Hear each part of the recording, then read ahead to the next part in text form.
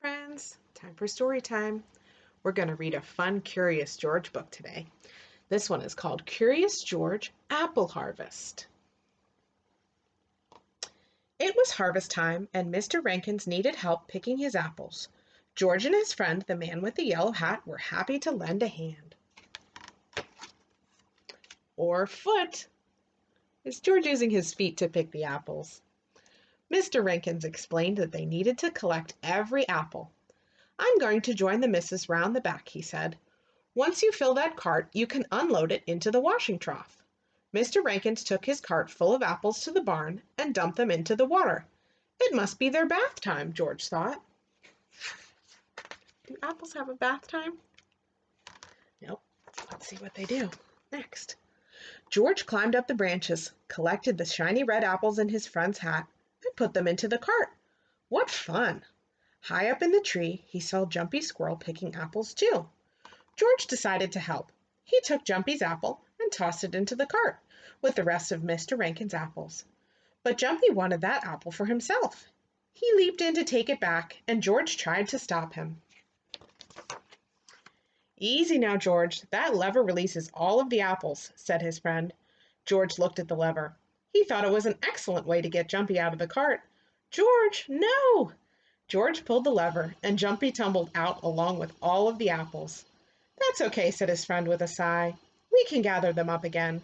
But Jumpy had found his apple, and he ran to hide it in the barn. George decided to follow. George looked around inside of the barn in wonder. There were all sorts of things to climb on and swing from. It must be some kind of monkey playground. But George was not here to play. He had to get that apple from Jumpy. If only it weren't so dark in the barn. He found the light switch and flipped it. Everything moved. It was a machine, not a playground.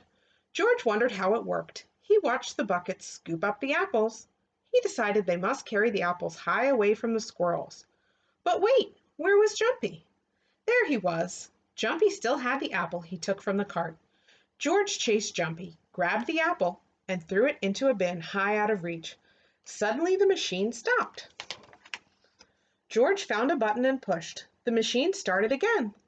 This time all of the parts started working, including the moving belt. But when he looked up, he saw all of the Rankinsons' beautiful apples being chopped to bits. The chopped up apples dropped into a giant barrel, and the lid was lowered tightly on top of them. Too tight. Liquid began to pour out of the barrel. What a mess! George had an idea. He ran up and put his mouth under the liquid. It tasted good, a lot like apples, but there was too much of it. Luckily, he saw some empty containers. George scrambled to put the containers on the moving belt fast enough to catch the liquid.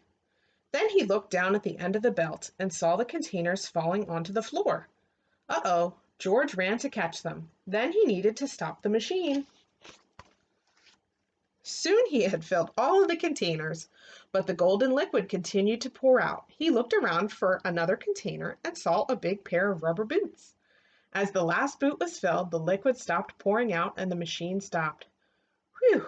The farmer and George's friend appeared in the doorway. "Well, I'll be," Mr. Rankins exclaimed. George froze.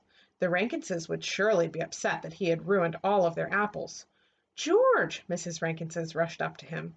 "You've done a fantastic job. All that cider already pressed and bottled? Thank you." "This is some machine," said the man with the yellow hat. "See, the apples are washed here," Mrs. Rankins explained. "Then they are lifted up to the chopper, because the chopped apples give more juice. The juice is pressed out of the apples and then bottled. George had not ruined the apples after all. He'd turned them into cider."